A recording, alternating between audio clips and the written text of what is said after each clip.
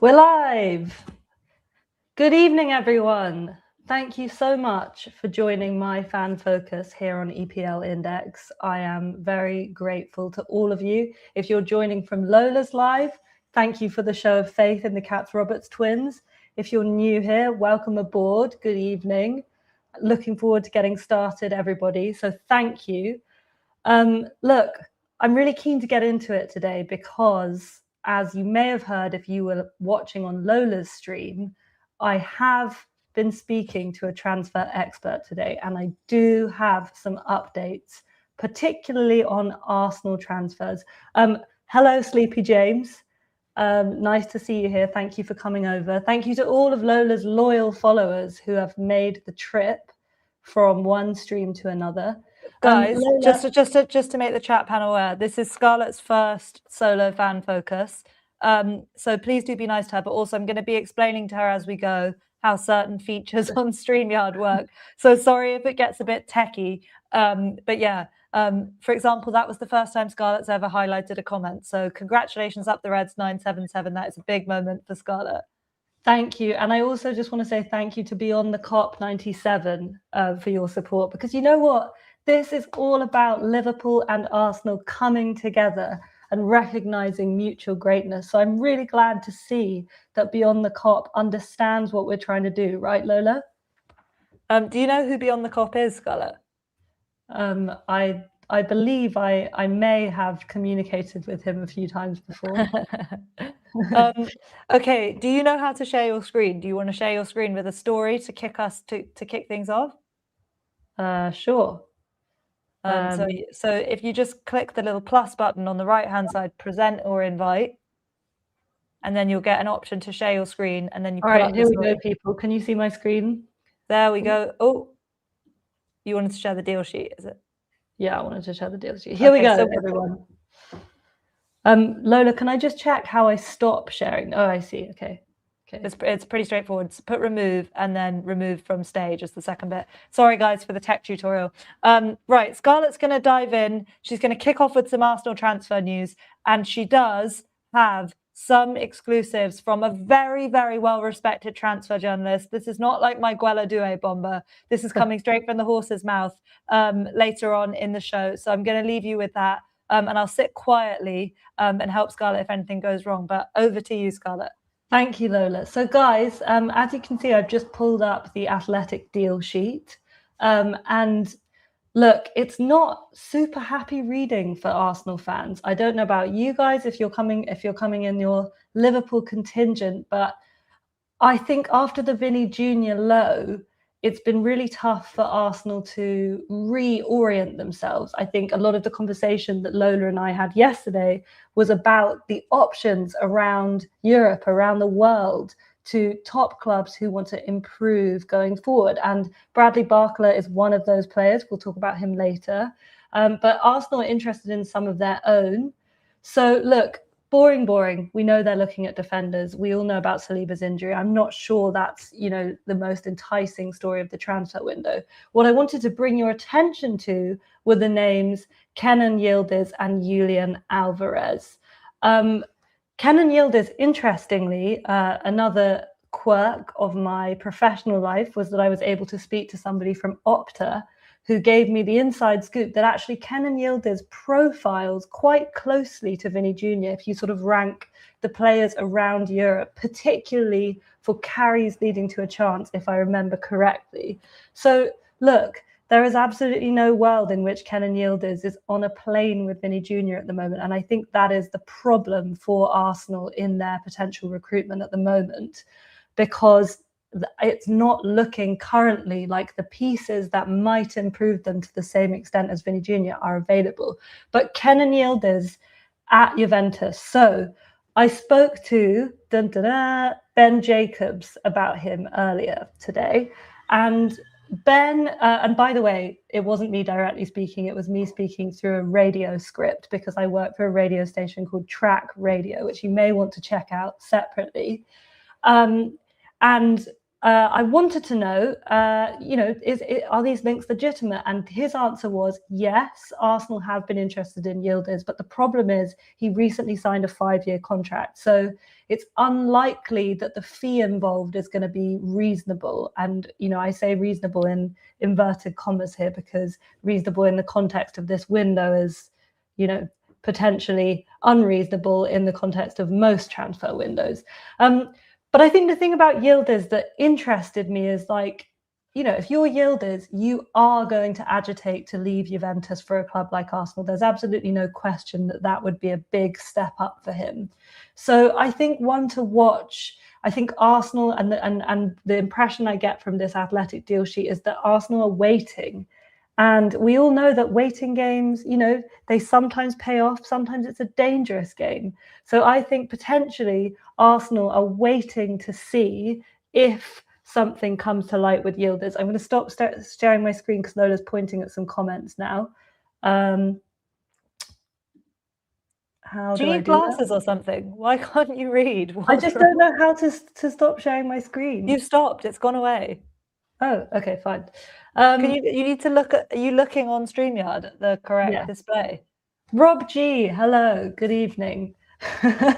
Guys, look, it's my first live, so I'm sorry if there's some slight technical hitches. Thank you all for coming. Thank you for saying hi. Rob, thank you for your support. Yes, everybody hit the like button and subscribe. It is so much appreciated. I can't tell you how excited I was today at work. I was feeling tired, I was feeling low, but I was looking forward to tonight, looking forward to talking to you about these transfers and about Arsenal and about the Premier League. So on to transfer target number 2, who I also heard about from Ben Jacobs. And that is, I think probably if you ask Arsenal fans, who is the one you want? Thank you, Beyond the Cop 97. Yeah, you know what? It is difficult. Technology is difficult. And Lola always has a go at me because she's got a very fancy MacBook Pro. I can't say I have such high spec. It's not fancy. It's secondhand. I bought it secondhand from Back Market. But maybe if these streams go well, I'll be able to buy myself a new laptop. What do you think, people? There you go, guys. What we need is your support to monetize the channel, and then you can send in super chats like a GoFundMe for Scarlet to get a new laptop. That would be very appreciated. I just want to do a quick shout out to Jess Katz 5075. All these people with the same surname as us who I don't know. Yay, this is so fun. This is fun, Jess. Thank you. Thank you for being here. From my LFC history, the Kwanzaa link has gone silent. Unfortunately, I'm not sure if that is the case, my LFC history, as much as I would like it to be so. I think that Leverkusen have said he's not for sale at any price. Yeah, I'm aware of that. Thank you, Lola. And, in a way that is preferential to me as an Arsenal fan. I'm not sure what Jarell Quansah could bring to Arsenal at this stage. I'm not sure I want to part with the money that would be needed and required to get him, given the fact I don't really trust in his quality. I think Arsenal, again, is a bit of a waiting game. I think they're waiting to see whether Villa will lower their asking price if Ezri Konsa agitates to leave. Not that I particularly want Ezri Konsa, by the way. And I think the same goes for someone like Jarell Quansah. Like, guys, one thing I've learned from these conversations with people like Ben Jacobs is that things change in transfer windows. And the person who I'm about to talk about, Julian Alvarez, is the perfect example of this. Because, guys, you may have been on Lola's stream, you may not have seen, but Julian Alvarez was not included in Atletico Madrid's squad tonight for their opening game. Bomber. Bomber. Can we call that a bomber? And I just want to draw attention to Alexander James, who says Yildiz is a quality player and so is Alvarez. Yep, I agree with you there. I just think that, you know what, I've got to say, I was at the Emirates last season for the home game against Atletico, in which we beat them quite convincingly. And before we took the lead, it was a Gabriel header from a set piece. Come at me, guys. Before we took the lead, Julian Alvarez rattled the crossbar with a left-footed shot from outside the area. And I just thought, my God, like he made it all himself. Atleti weren't in that game, really. And I thought that was very impressive. So, yeah, on to Julian Alvarez. So we all know, don't we, that Barcelona are keen on him. That is not a secret this window. We also know about the 500 million release clause. Look, no one can pay that. But what Ben said, interestingly, today was that perhaps if Atleti feel that they can't keep him, that they cannot sanction him staying, they cannot persuade him to stay, perhaps there might be a different... Oh, hello, Harry Churchill Coleman. Nice to see you. H Money in the chat. Thank you for joining us tonight. Thank you. Fire any questions my way if you want to know about transfers. I was just... Scarlett, I'm just going to take advantage, sorry, of a natural break. You're doing amazingly. Seems like you've got this all under control. Don't forget to keep sharing your screen and keep chatting to the people in the chat because they make the show. I might not try and share my screen again, but thank you, Lola. No, you should. You need to, because it's good to have different things going on. But I'm going to jump off and I'm going to go watch Succession, guys. So I'm going to bid you all a good night and I'll see you all tomorrow. Good night, everyone. All right. Bye, Lola. Thank you. Bye-bye. So look, JCB, let's address this comment. Alvarez doesn't want us committed players only, please. You know what? I share your opinion to an extent. And I know that from an Arsenal perspective, there is a sense that we've been slightly messed around this summer. I know a lot of people feel quite used by Vinny Jr. And I have every sympathy for that. You know, I have every sympathy for the idea that you just want players who are absolutely committed to the project. I think the problem is when you get to this bottleneck, Arsenal are in a quality bottleneck this summer because Arsenal want to improve their attack, and there aren't that many attackers that would improve Arsenal that are potentially available on the transfer market. So look, it's no secret Alvarez wants Barcelona. But as I was saying, what Ben Jacobs had intimated earlier is that perhaps there may be a scenario in which Arsenal slap a very big offer on the table and the asking price remains 500 million for Barcelona, which of course they can't pay, but perhaps is something more like upwards of 100 million for Arsenal, in which case business could be done at that price. So I think both of these ones, Yildiz and Alvarez, are ones to watch. At the moment, you know, I think it's pretty clear nothing's moving, or if things are moving, they're very much moving behind the scenes. Sani, you are saying that Barcola would be the best choice for left wing, and for striker, you reckon we should stick with Gyökeres and Havertz? Yeah, we'll come on to departures. I don't know if I think you're right about Barcola, though. I mean, you tell me, what has Barcola done that has convinced you of this? Because I am not convinced of Barcola's excellence. I think he had a very, very good chance against Arsenal in the Champions League semi-final in 24-25. I don't think he scored. He had oh my God, he had an unbelievable chance in the Champions League final just before the end of normal time to end it all, and he didn't score. So to me, he's somebody who's clearly very talented, and you know, you attach a certain value to the PSG setup, don't you? Because they've produced some excellent players. When you think of someone like Hugo Ekitike, could he be someone like that? It's possible. But I just think the fee for him, with such little proof that he can take that jersey and be the main starting left-sided player, which he isn't at PSG, by the way. So why should that be good enough for Arsenal? And in terms of our strikers, yeah, you know what? I think fair enough. Gyökeres and Havertz, decent options. You will learn this about me, guys. I absolutely love Kai Havertz. Right, someone else has got something to say about Barcola. Barcola scored a lot of goals for PSG last year. Also, he's won 2 Champions League. He's proven. When I say, you know, I don't know what evidence there is that he's excellent, I don't mean that he hasn't played at a very high level. You know, there's a reason why he is wanted around Europe by some of the biggest clubs. He's wanted by Arsenal, let's face it. Like, I think if Arsenal could get him at a decent price, they would do it. But I don't think he has gone, you know, I don't think he's at PSG and playing a main role. They've got Kvicha Kvaratskhelia for that, and they signed Kvicha Kvaratskhelia, hope I'm saying his name right, while Barcola was still in the building. So I'm not sure. I feel like he's won 2 Champions League as a member of the best team in the world and the best team we've seen in Europe for a long time. So yeah, I think the jury is still somewhat out on him. We have another question coming in from Harry Churchill Coleman. Thank you, Harry. Do you think the price of forwards will drop next summer if players like Barcola flop? Or is that the kind of fee we need to be happy to pay for a player with a high ceiling? Well, Harry, I don't have a crystal ball, but I think that's a really interesting question, because we are seeing this squeeze. I don't know much about economics, but I've heard about the concept of supply and demand. And I think the issue is just the number of good players available, the depth of talent. And I think that becomes something that's harder and harder the better you get, because obviously when you're on your way up, there's a lot of players that can make you better, particularly at the sharp end. I think Arsenal, I like the look of Christos Zolis, but there's absolutely no way that you want Christos Zolis at the moment to start the Champions League final. So potentially, if Barcola, comes to the Premier League and struggles, the prices of these forwards will drop. But I just think there'll be someone else. There's the next cab off the rank always. And these traits are prized so highly, and people are willing to pay the money. I mean, again, you only have to look at the Morgan Rogers fee, which was, let's call a spade, everybody, absolutely absurd.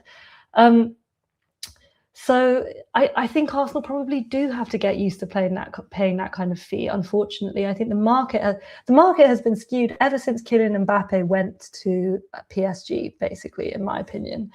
Right, what else? Okay, thank you. This is the Goal Difference podcast, which is the podcast I share with my twin. Well done, Scarlet, smashing it. Thank you very much.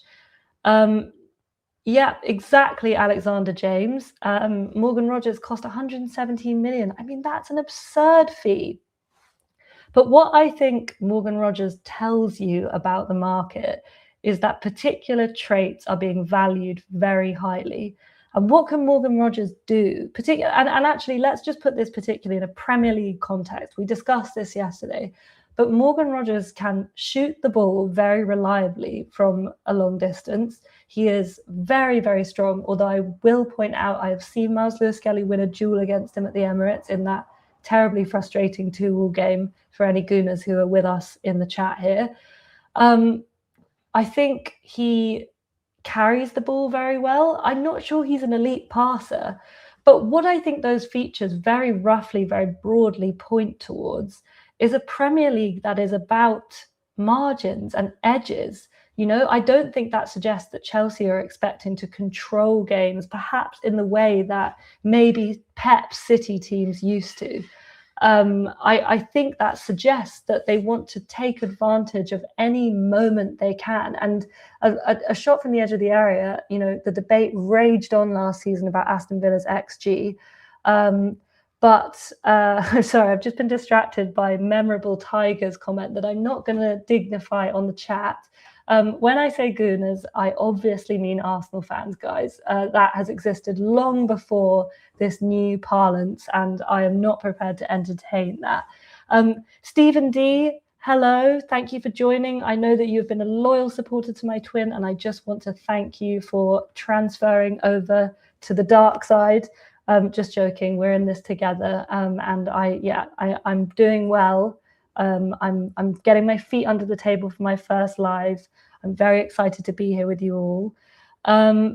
Another question, JCB2699. Are Arsenal better off waiting another window for a left wing if the only options are Barcola or Yildiz for 150 million plus? Won the league, made the Champions League final, and arguably upgraded already. I think that is the $1 million question, or in this case, the $150 million question. Because I think, like we've discussed already at length, the market doesn't have a tremendous amount for a tremendously good price. In Vinny Jr.'s case, I think you could really understand why Arsenal might part with significant resources for him, because there was absolutely no disputing that he was one of the best in the world. When you go down to the level of the Barcolas and the Yildiz, spending 150 million, look, we're not Man City, something that a point that I'm keen to stress in this audience, because I know that you are not all Arsenal fans. And we don't have unlimited resources. So I think there's absolutely an argument for keeping the powder dry. I think the issue is, and this has been quite telling in Arsenal's recruitment so far, is that I think Arsenal have to win now, particularly if you are among the Liverpool contingent here. I'm curious about what you guys think of this, because I think, you know, when you look at Bruno Guimaraes, he's 28. I've got to say, I would have loved for Arsenal to sign him 4 or 5 years ago when he came from Lyon. He's now just entering, you know, probably the last few years of his peak. But what does that tell you about what Arsenal are doing? Eberechi Eze signed last year, he was 27. Arsenal are not thinking about the future at the moment, or if they are thinking about the future, they're thinking about the short-term future, because they know that it's about consolidation and it's about winning now. Hello, Tom Diamond. Thank you for your support. Go Scarlet. I appreciate it. Tom Diamond Radio. I wonder what job you have, Tom Diamond. Bonkers LFC. I'm on the dark side now, Scarlett. If you're on the dark side, welcome. Thank you. I just want to say to all of you Liverpool fans who are here, if you've come from Lola's Live, first of all, thank you for coming. Second of all, look, in my heart of hearts, while Lola is not here, I will admit to you, I have a soft spot for Liverpool, okay? So often we're in the same boat. And I also want to reiterate that, like, I don't think Arsenal and Liverpool should have as much to beef about as it seems we do. All I can do is apologise for Gabriel Martinelli's actions to Conor Bradley. But generally, I think we should be on the same side, because I think there is a lot more evil out there than Arsenal, guys. More comments coming in. Vinny Jr. From Sleepy James. Vinny Jr. is proven. Everyone else, I'd be buying potential. Exactly, Sleepy James. So I think that is the question that is kind of capturing this transfer window. Do Arsenal stick or do they twist? And I think, as disappointing as it's been to watch, Arsenal have got themselves into a situation where they're backed into a little bit of a corner, because other players have been finding other homes. Diamande, who Arsenal were potentially linked to a long time ago, has made his way to Real Madrid. Barcola looks set to go to Liverpool. Vinny Jr. is staying at Real Madrid.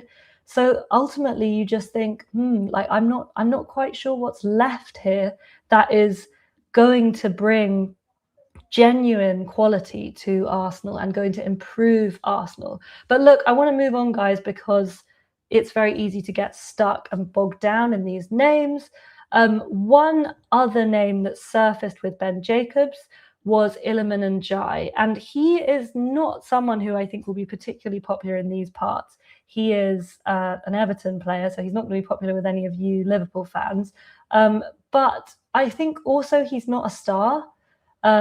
Just going to his stats quickly, 6 goals and 3 assists. In fact, I'm going to ambitiously try and share my screen with you guys again so that you can have a look yourselves.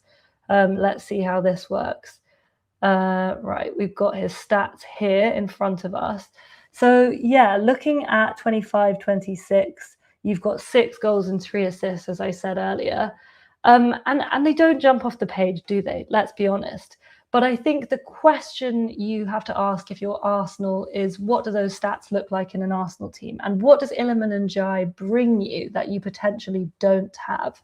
And I think what he delivers is the ability to travel with the ball under pressure. And that is really important to Arsenal, because if anybody watches Arsenal, you may not, you know we struggle a lot with low blocks. We've got a comment from Memorable Tiger. Scarlett, if we're completely transparent, the loathe of Arsenal stems from how Arteta has elected to play the fact Martinelli further injured Connors because he felt they were time wasting.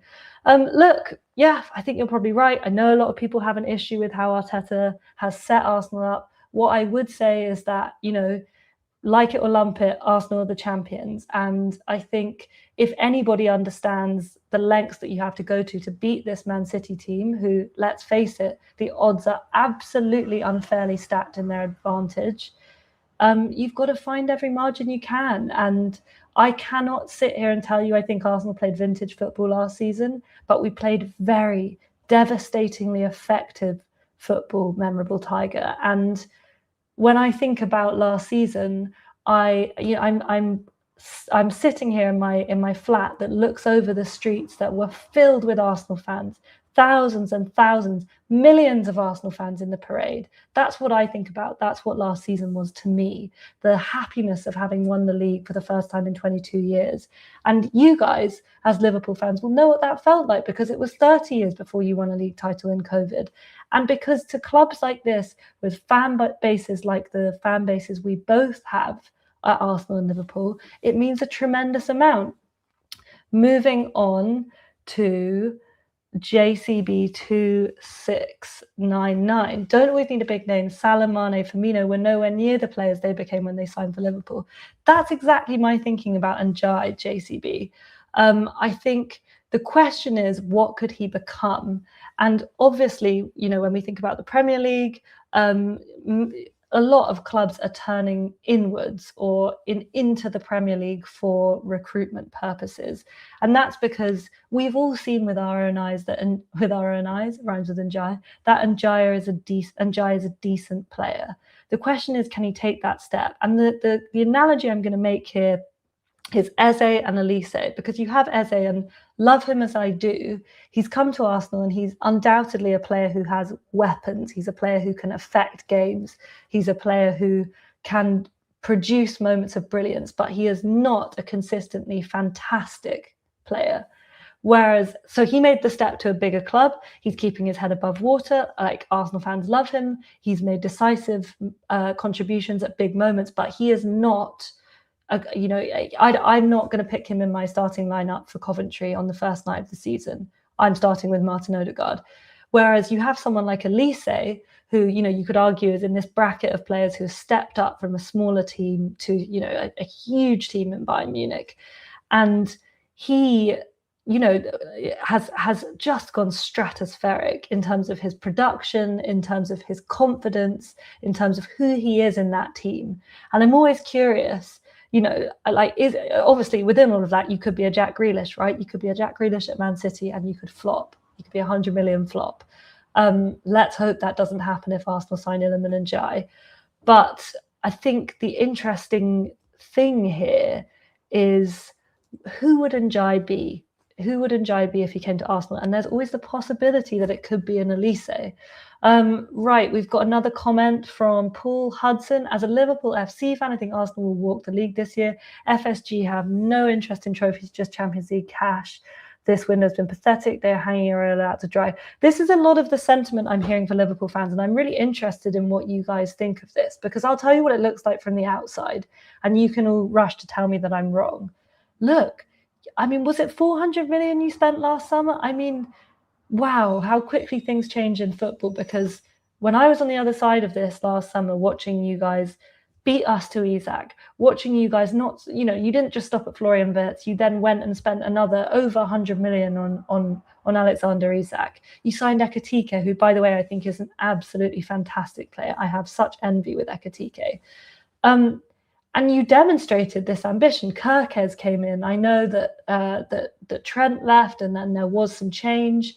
Obviously, Andy Robertson, who has now left, wasn't the player that he had been for Liverpool. And you missed out on Guehi, and you slightly skewed your defensive recruitment. But what I will say is that FSG absolutely demonstrated ambition last summer. There's no question. And I know that the net spend for Liverpool is not significant, because you were able to offset it with good selling, which is something Arsenal never do. But do you have a question whether, actually, because clubs like Arsenal and Liverpool live and die by their decisions, perhaps Liverpool are living and dying by their investment, and that's not to say that the players that came in last summer are bust. It's just to say that Liverpool went for it. They went big last summer, and they have to try and make that work. They can't dig out another 200 million for more players. I don't know. What do you think, guys? So the no-do Donald, is there a monkey off the back? Now play nice football. That's an interesting point, actually, because I don't know how many of you guys watched the Community Shield, but it was a very open game, an uncharacteristically open game. And I know that it was a preseason friendly. Well, no, it was the curtain raiser. It's halfway between a competitive match and a preseason friendly. But I think that's what you get when you play Miles Lewis-Skelly in the midfield. And I made this analogy yesterday on a live with Lola. Miles Lewis-Skelly, to me, is a little bit like Trent Alexander-Arnold. He's a player who has unbelievable super strengths. If you guys haven't seen the first goal in the Community Shield, go watch it. He receives the ball under pressure, unbelievable body feint to shrug off Phil Foden, which is obviously hilarious.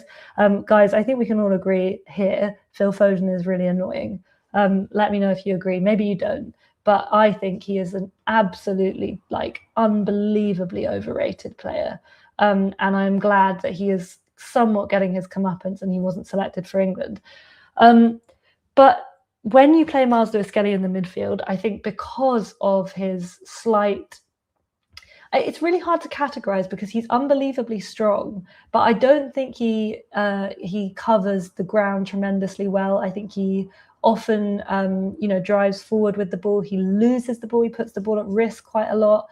He's not super tall, which is something that Mikel Arteta doesn't really like because he can't win aerial duels. So there was space in the midfield.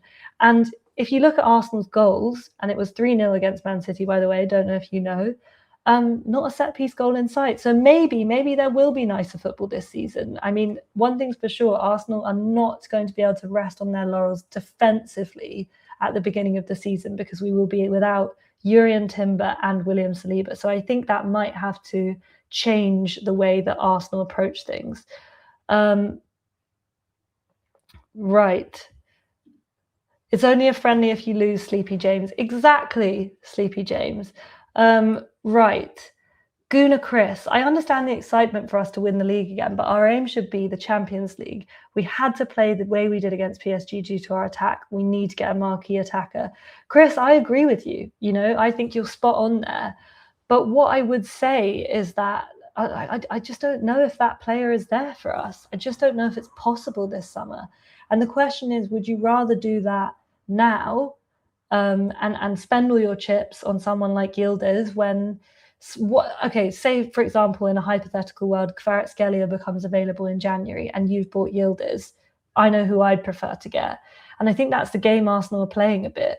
When you get to the level that we're at, champions, lest we forget, Champions League finalists, there's only so much you can do to improve your forward line. So look, I would love a marquee attacker. And as I suggested earlier, I think Arsenal absolutely have to add forward quality and have to add quality now because this is the time for Arsenal to win. There is not going to be a better moment where our rivals are in as much flux as they are now. Maybe they'll get better quickly. But the fact is, Arsenal have to win now. They are in the position to win. They are where Liverpool were last summer. They have their foot on the throat of the division and they must not show mercy. Right, more comments coming in. Fidu talks football. The issue is that is who the marquee attacker is available on the market. Exactly, guys. We need someone like Kvara, Napoli, Elise, Di Maria, someone who is on the cusp of world class. I think that's interesting. Do you think Arsenal needs someone on the cusp of world class, or do you think Arsenal needs someone world class? I think Arsenal have got plenty of players on the cusp of world class. But what they need, and I think what I'm gleaning from you guys in the chat, is that Arsenal need somebody to take them to that next level. And I think that is going to be the difficult thing to come by. But look, guys, I want to move on. I'm getting stuck in Arsenal transfers. I know that there's some of you here who aren't Arsenal fans. So for the benefit of you lot, I think we should talk about some other transfers going on at the moment, some transfers that I came across. Nico Gonzalez to Newcastle. So Newcastle are in talks with City for Gonzalez. I mean, the fee being quoted here, guys, is above 50 million pounds. Are you kidding me? Are you actually kidding me? Nico Gonzalez, the player who started 2 Premier League games since January at Man City. I just, honestly, the fees other teams are able to get for players, the desperation at Newcastle, well, again, I think that's something we can all agree on and maybe slightly laugh at. I mean, I'm not sure I think that's a good good signing. I think Gonzalez is a fine player, but I think he's demonstrated at City over the couple of seasons he's been there. He has unquestionably been part of a decline at City. And I think, as you say, bonkers LFC, 3067, City need a midfielder and they are selling Nico Gonzalez. Exactly. They don't, that tells you everything you need to know about how they view him. So I think that is another indication of Newcastle's level. It is an indication of City's level, and it's also frustrating. Why, guys? Tell me why City are able to get such good prices for their players. Savinho looks like he's headed to Tottenham for something like 80 million. I mean, that's bizarre. That's bizarre. Another one I wanted to mention was, of course, something you've been discussing at length with Lola, and that is Bradley Barcola to Liverpool. Now, in my mind, as an Arsenal fan, all I've ever felt about that one is that it seems like a dead cert, because as soon as sort of Diamande fell into place at Real Madrid, it seemed like Liverpool were all in on Barcola. And if you're Bradley Barcola, I don't know why you wouldn't go to Liverpool. I think potentially Liverpool have more space in that front line to say to someone like Bradley Barcola, this is your attack. You are our front man now. You are the main guy. I'm sure he has a decent relationship with Hugo Ekitike, because I imagine they would have been at PSG together. Obviously, with foreign players, you always think, is there a kind of attraction to London because it's London? But I think Liverpool, we all know this here because some of you are Liverpool fans. Liverpool have a tremendous cachet, and Iraola is a tremendously talented manager. And it's not going to take you too long to put the pieces together again. The question is, will you get those pieces? Liverpool fans, are you going to get what you want?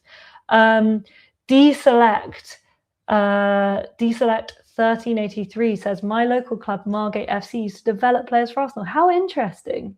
Tell me more about that, Deselect. How so? Young players? Or did the players, if they played well for Margate FC, join the Arsenal Academy? Tell me more. I'm curious. More comments coming in. Harry Churchill Coleman. Who do you think will solve the Salah void on the right if Liverpool do sign Barcola? Well, this is the interesting thing, isn't it, Harry? I think that, again, there isn't really a player there. I mean, we were talking about Yildiz in relation to Arsenal earlier. I think he plays off the right. But the problem is when Liverpool are coming to replace these absolutely totemic figures in their recent history, players who, as this conversation has alluded to, have really lifted Liverpool and have played above the level that maybe we all thought they might be. If Salah, if Firmino, if Mane are all in this category of an Ndiaye or an Eze-like figure in the Premier League at the moment, they have gone to the Elise level. They have gone nuclear. And I just don't think it's that easy to find... that's a gamble that comes off. Everybody would love to find a Mo Salah level player, a player who could, have potentially slightly obscured his market value by not performing very well in the Premier League and then going off to Italy and scoring a load of goals. Hey guys, maybe that would be Christos Zolis because he was crap at Norwich. I don't know. Maybe I'm getting carried away, but I don't know, Harry, is the answer. I have no idea. How do you replace a player like Mo Salah? You guys let me know in the comments. Right. More questions, more comments. JCB, Gula from Madrid if Liverpool is serious. That's an interesting one, JCB, because from what little I've seen of Gula, he looks really talented and confident, I think. But I've seen him at Real Madrid several times powerless to influence the outcome of a game against Arsenal, against Liverpool last season. I think he struggled. I don't know whether Liverpool should be... I mean, look, Real Madrid's sloppy seconds work very well for some people. Arsenal got Martin Odegaard, and he has been, a wonderful signing for Arsenal. Sometimes it works. Obviously, Gula is in a more established pace with Real Madrid specifically. But I'm interested in why you think he would be so good, JCB. Why do you think Gula would be so good? Alexander James says, if Solis turns into Salah, I will cry for a long time. You know what, Alexander James? I'm not sure there's much danger of that. As we've all said here, Mo Salah is the GOAT. He is, I actually don't think it was said enough when he was at his best at Liverpool. Mo Salah reminded me of Messi. And I don't think that's an overstatement, guys. And I think I'm in sympathetic company here. But there was a goal he scored, and I'm sure you'll be able to remind me, where he cut in from the right-hand side against Tottenham. And no one could get the ball off him in the box. It was really close range. There were defenders everywhere. And he just found a way to get his shot off and rifled it into the top of the net.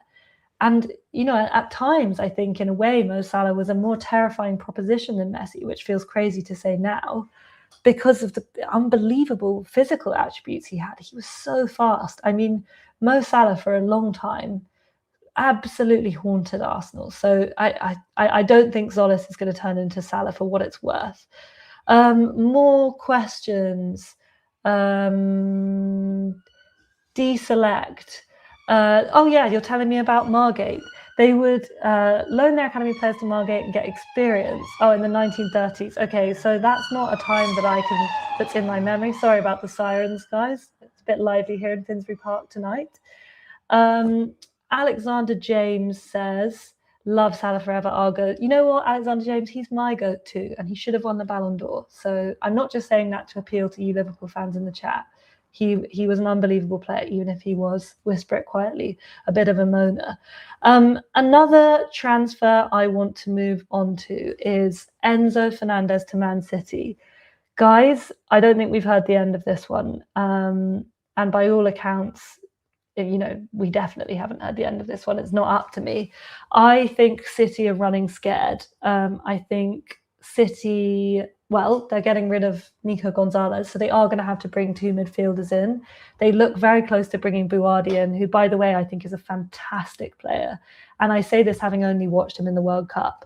But I think Buardi, I'd absolutely tip him to succeed in the Premier League. It's not just because of French Moroccan heritage and long curly hair, but Arsenal fans will know what I'm talking about when I say Buardi reminds me of Matteo Guendouzi, a very, very, very talented midfielder who should have had a better career. He should have had a better career at Arsenal. But by all accounts, he had a stinking attitude, so there's nothing you can do about that. So, look, City are not going to go into big matches next season starting Elliot Anderson next to Mateo Kovacic. That is just that's just cuckoo land. They will not allow themselves to be that weak.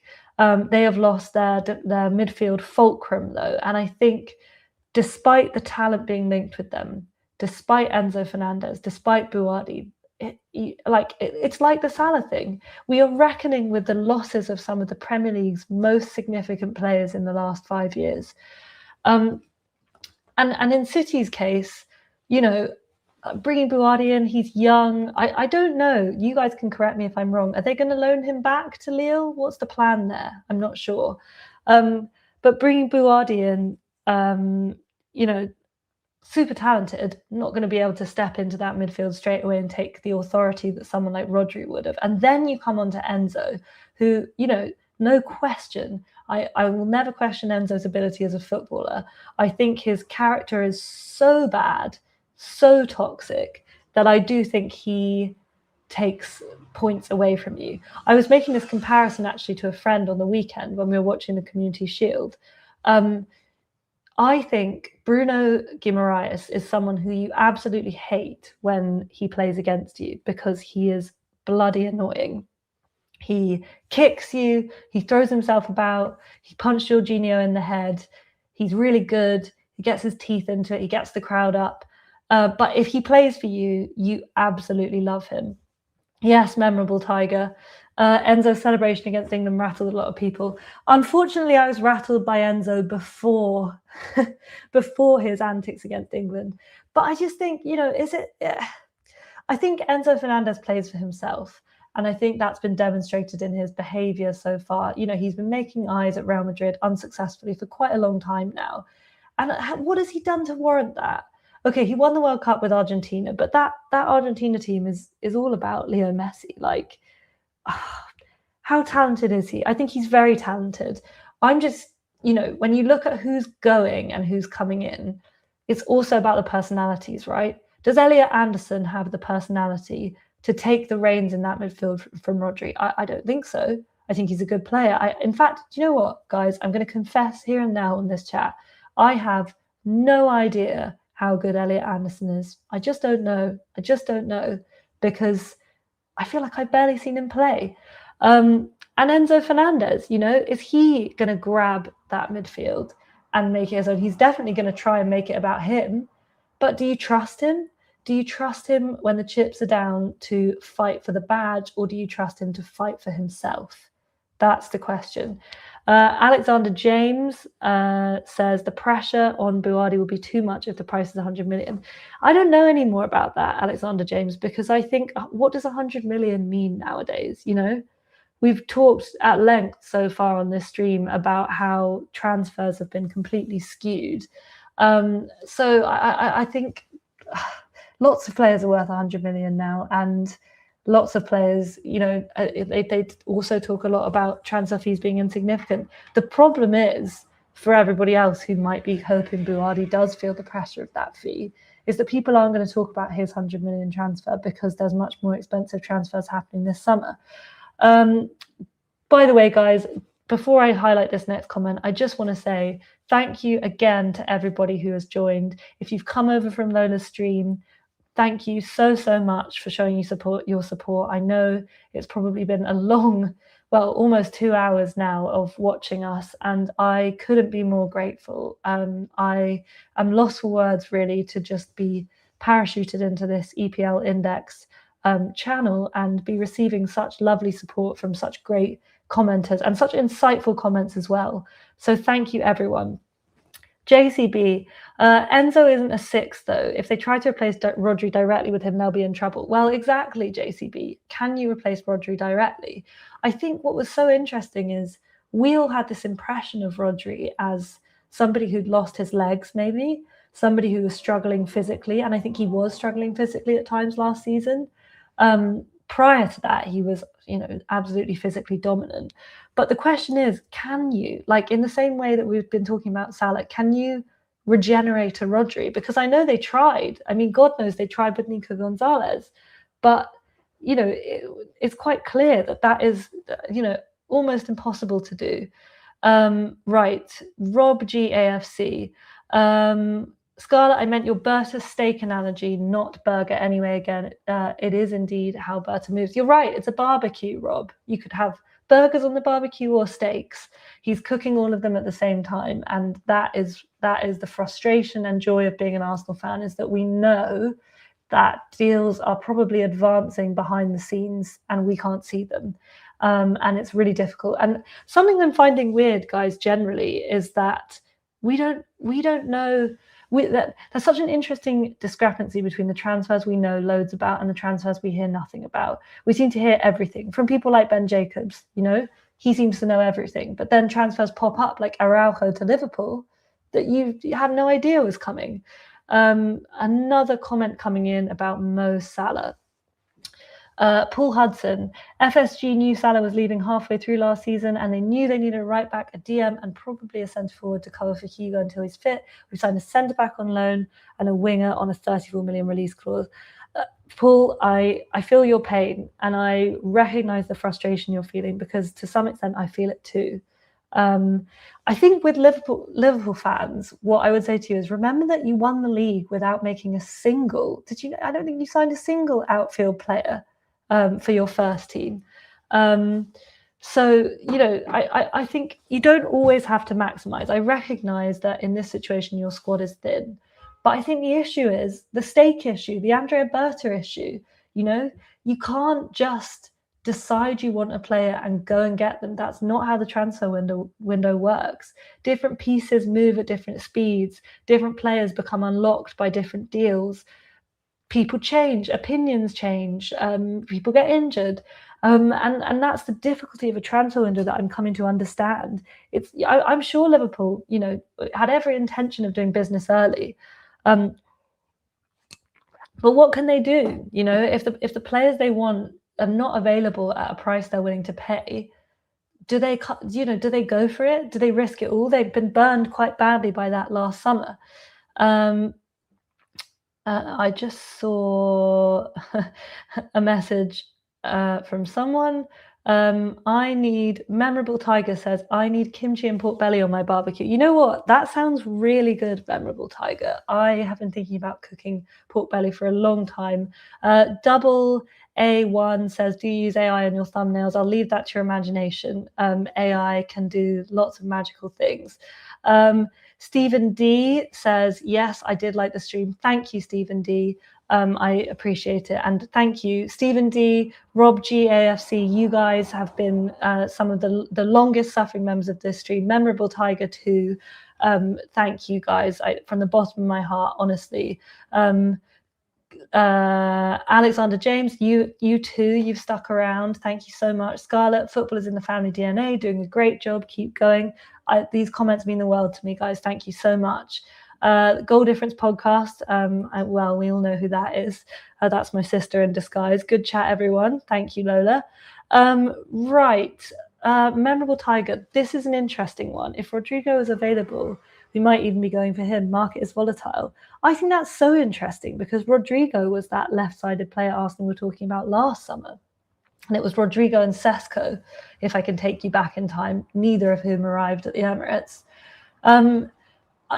I don't know. What do we all think of Rodrigo now? What do we all think of him? He's got an ACL injury.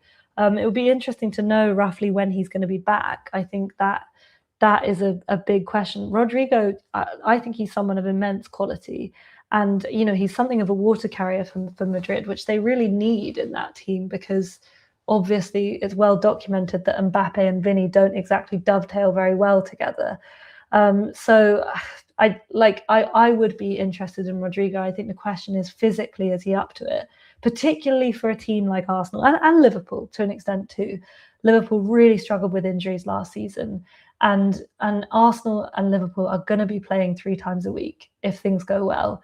You have to be physically robust enough to deal with that. All of you Arsenal fans will relate, and I'm sure you'll tell me in the comments to how painful the injuries were last season.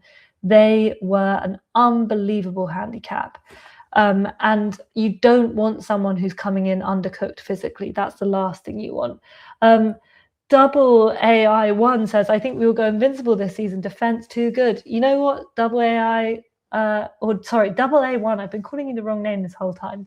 Double A1. I wish I shared your confidence. I think there's lots of twists and turns and ups and downs to come. I'm sure this Liverpool lot on this chat, if they're still here after hearing all this Arsenal chat, will have something to say about the title race. Guys, who do you think is going to win the league? Be honest. I won't be offended if you don't say Arsenal. I think going invincible is extremely hard. Look at what's happened to Liverpool. It's really hard to defend your title, particularly, when clubs like us, the emotion that you invest in going for those titles is so extreme. The cost of that, the physical cost, the mental cost is so high. And I think Arsenal is such an example of a team who, they absolutely had to go to the well quite a lot of times last season. All you Arsenal fans on here will know what I'm talking about. Can you really go there again? When you've scaled the mountain, can you really go there again? Right, more comments coming in. Raymond Dorjasalu, sorry if I'm butchering your name. Arsenal, such a sexy club, NGL. Love that energy. Exactly, Raymond. Raymondo. Jay Holton 1112. As an Arsenal fan, I don't get why Arsenal aren't signing Ndiaye from Everton and Konsa from Aston Villa. Well, you know what, Jay? We've been talking about that. I think Ndiaye would be a smart signing for Arsenal. A lot of the Liverpool contingent here think perhaps he might eventually reach the levels of someone like Mane or Firmino or Salah.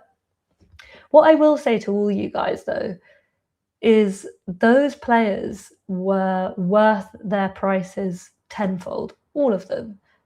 You just hit the jackpot with the 3 of them. Can you ever hit the jackpot that well again? 3 players in one team, in one evolution that are so much better than maybe you thought they were going to be, than maybe you dreamed they were going to be.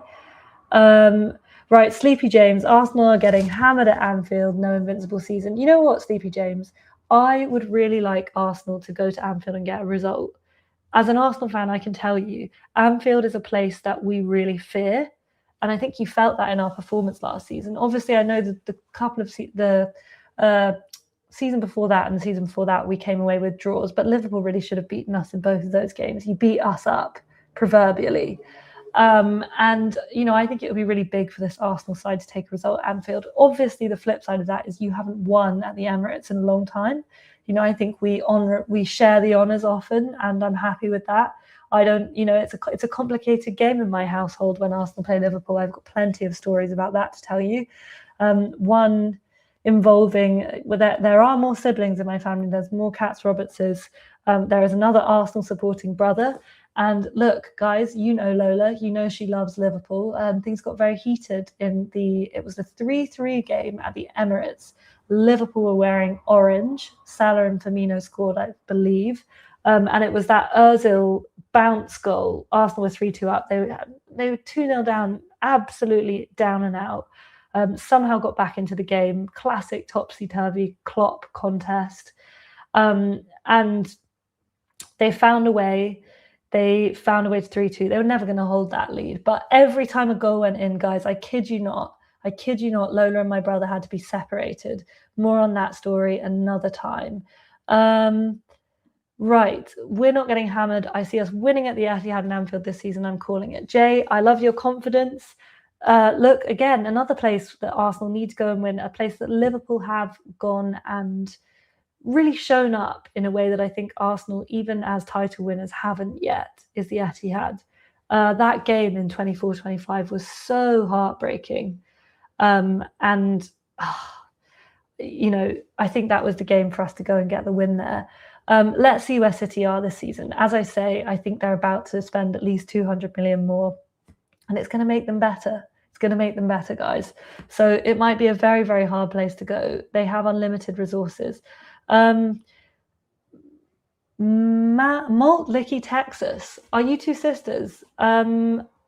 If you're not joking, which you might well be, I will tell you all again that, you know, I look a lot like Lola because we are in fact identical twins. And Lola supports Liverpool, as you all know, because you all know her, and I support Arsenal.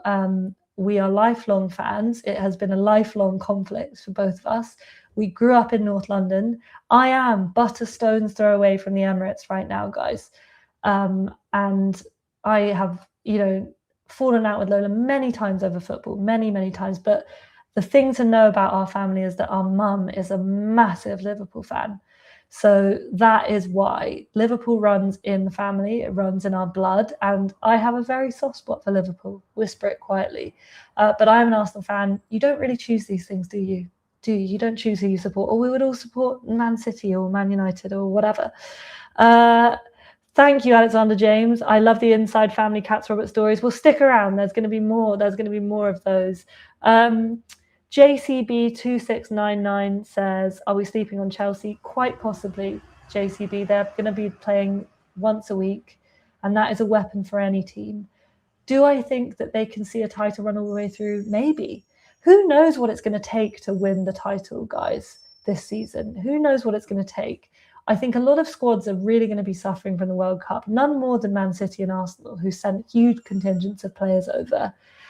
There's going to be a lot of fatigue about, you know, maybe if Chelsea can put the points on the board, it might be a Liverpool 23-24 situation. But look, guys, I want to wrap up quickly with, I'm going to give you my ideal lineup for the Arsenal v Coventry game, just to wrap things up. And then I will say a very big thank you. So my lineup, Arsenal v Coventry on Friday night, I'll be there. You tell me what you think. Are you a Liverpool fan in disguise, says the Goal Difference podcast. No, I'm not. No, I'm not. You know, sometimes it would have been easier in the family if I'd have been a Liverpool fan. Maybe there would have been less beef. I'm not a Liverpool fan. I simply honour and respect a respectful and interesting and exciting club. Look, we've got a minute left. My starting lineup for Friday night: Raya in goal, Calafiori at left back, Gabriel left centre back, Mosquera in Saliba's place at right centre back, Ben White right back, Bruno Guimaraes and Miles Lewis-Skelly in the midfield, Odegaard ahead of them, Dauman on the right-hand side.